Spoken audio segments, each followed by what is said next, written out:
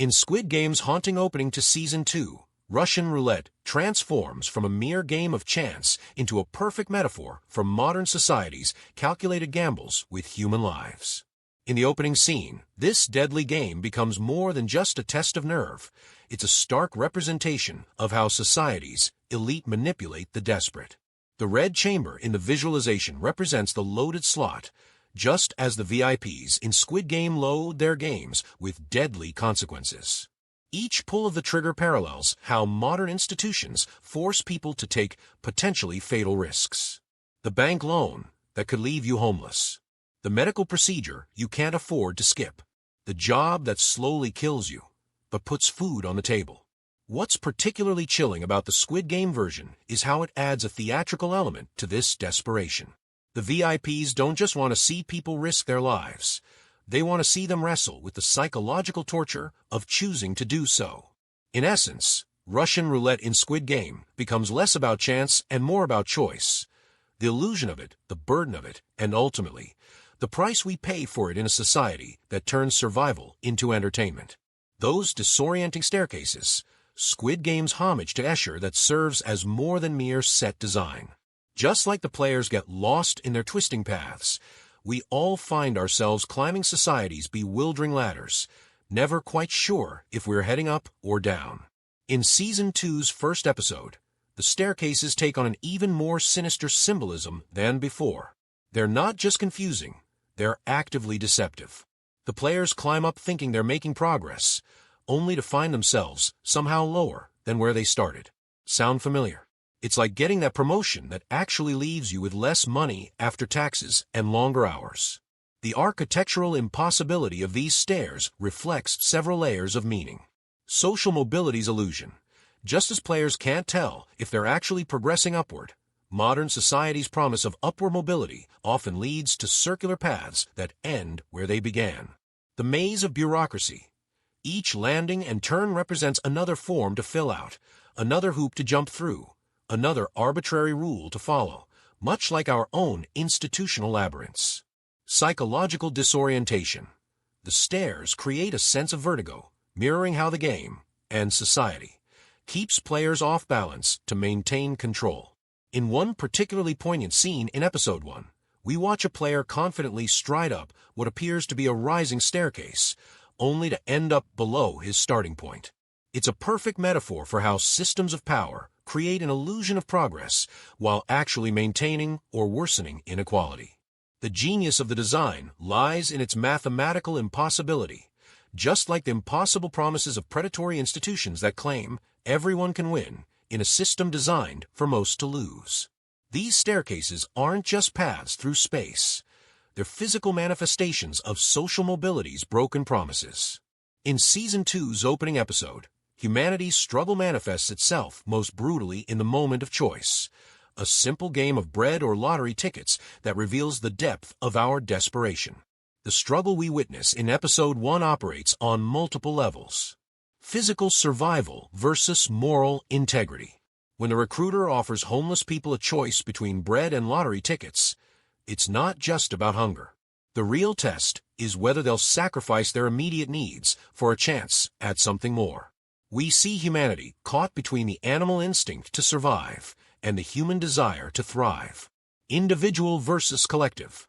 Each player's decision to participate isn't just personal. Their choices ripple out to affect families, friends, and ultimately society itself. The game forces them to balance self-preservation against collective welfare. Hope versus reality.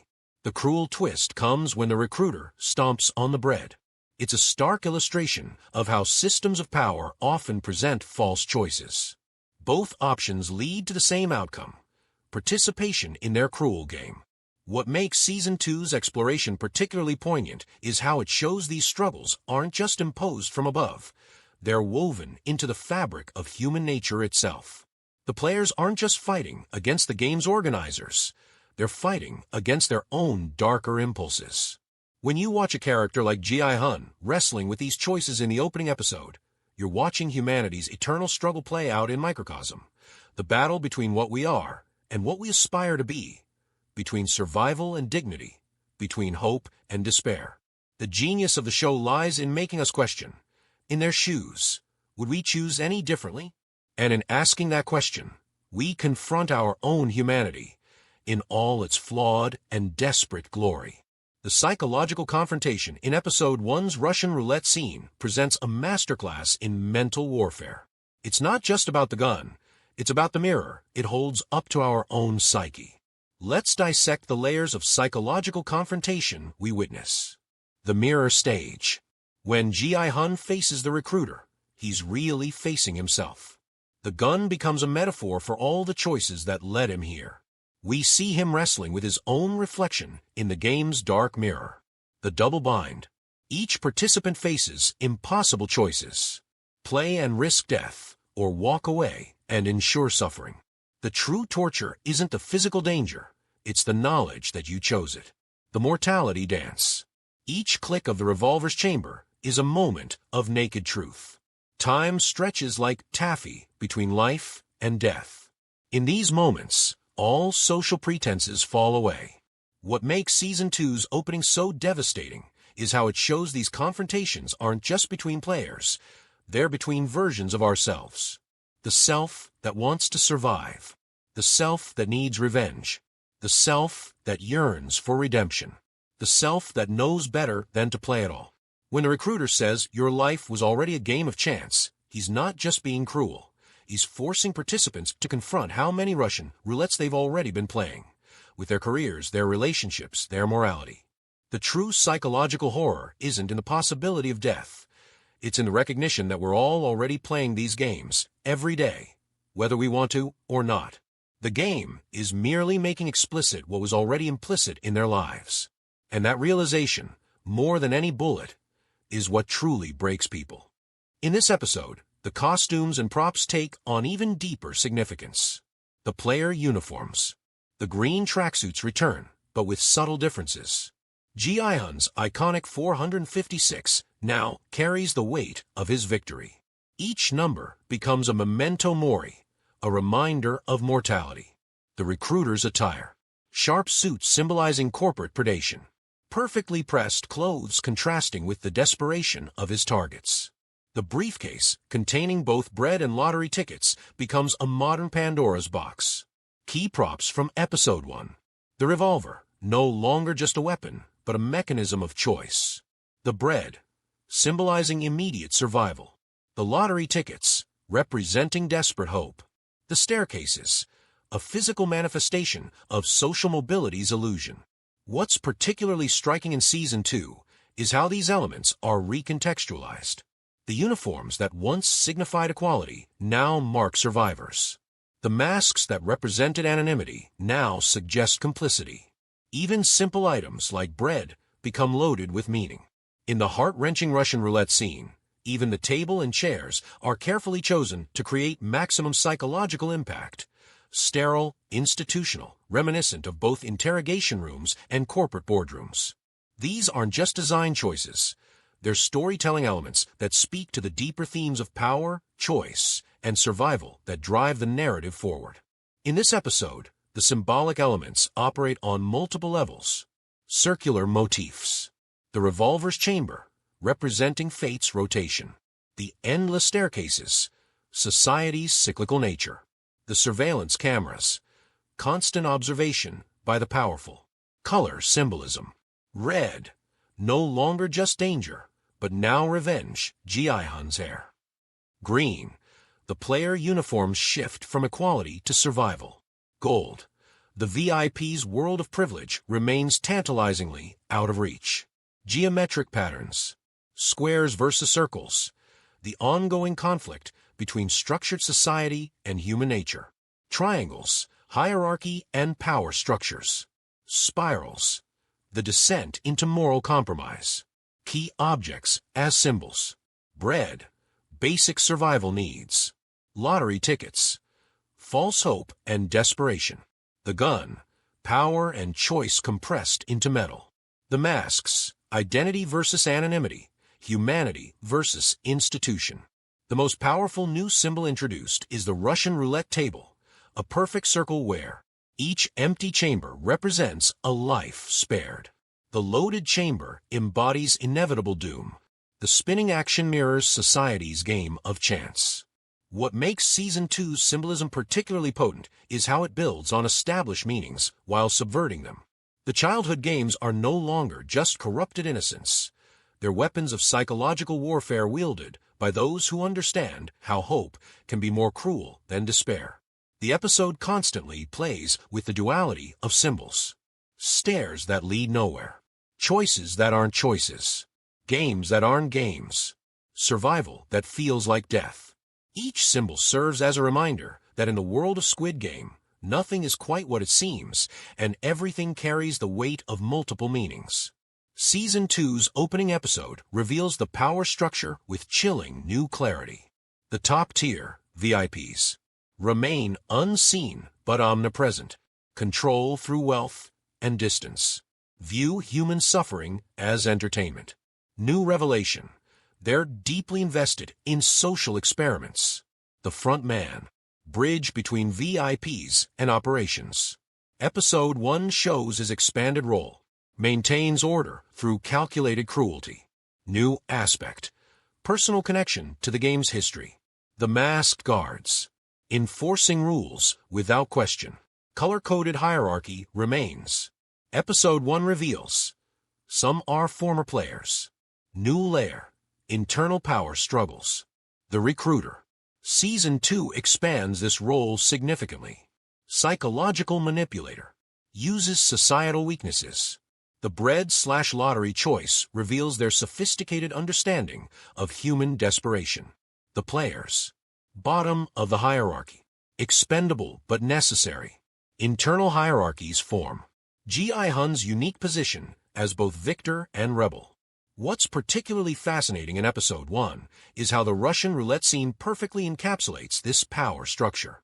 One person forcing another to make an impossible choice. The illusion of free will.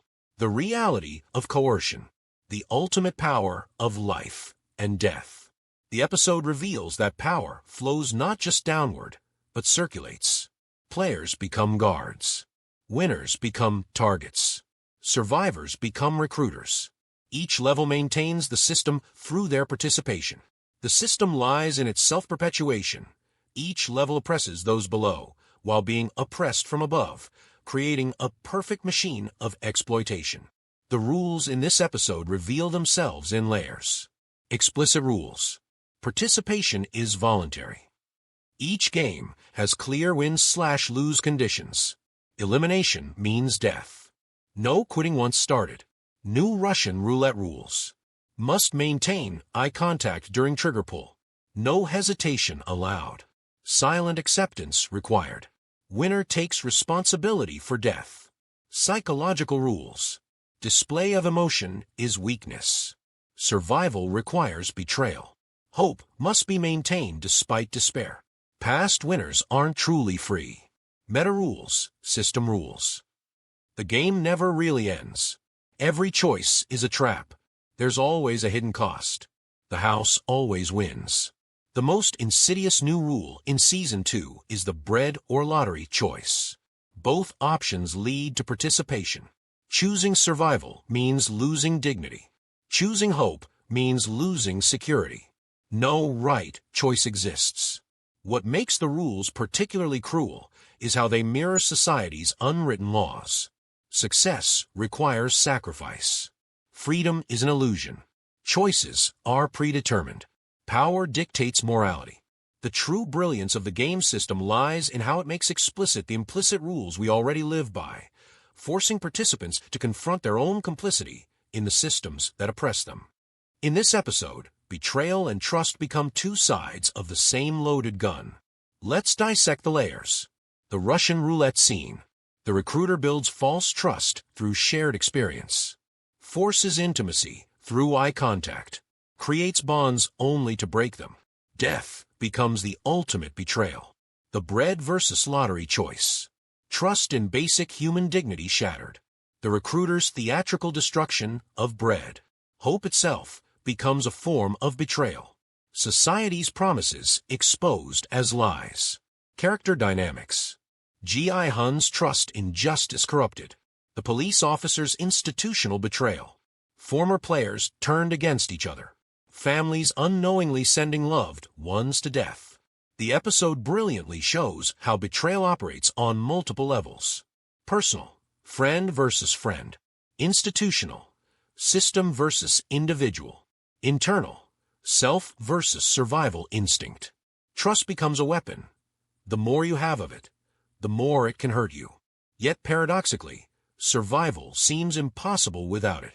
We watch players form alliances knowing they're temporary, build connections knowing they're doomed, share stories knowing they may be lies.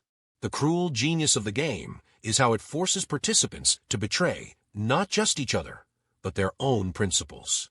Every survival comes at the cost of someone else's death. Every choice carries the weight of betrayal. Perhaps most chillingly, the episode suggests that betrayal isn't a bug in the system, it's a feature. The games aren't just testing physical survival, they're measuring our capacity to betray and be betrayed, to trust despite knowing better, to hope despite certain doom. In Episode 1, the boundary between life and death becomes razor-thin, particularly in that Russian roulette scene where life and death are separated by nothing more than a chamber's rotation. This line isn't just physical, it's psychological, philosophical, and sometimes even illusory. The episode shows us that death can take many forms. Physical death, the bullet's reality. Social death, the loss of dignity. Moral death, the corruption of principles. Spiritual death, the death of hope. And here lies the ultimate brilliance of Squid Game. It isn't just about surviving death, but about what remains of life when we cross these boundaries. Does the winner truly live? Does the loser truly die? The lines blur until we can't tell which side we're on anymore. A fantastic end. The game beyond the game.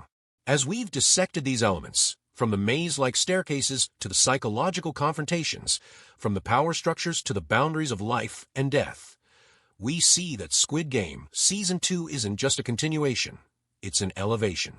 The show mirrors our own society's games. The corporate ladder becomes our maze-like staircase. Performance reviews become our psychological confrontations. Office politics become our power structures. Work-life balance becomes our boundary between life and death. In the end, perhaps the most chilling revelation isn't that 456 players are competing in a deadly game. It's that billions of us are already playing it every day in our own way. The only difference is that our version doesn't require green tracksuits. The genius of Squid Game isn't that it shows us something foreign. It's that it shows us something familiar, dressed up in bright colors and childhood games. It forces us to confront the games we're already playing, the rules we're already following, the lives we're already gambling.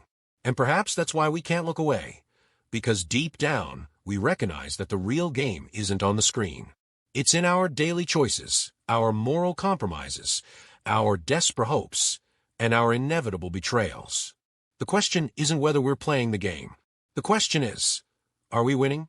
And more importantly, what does winning cost?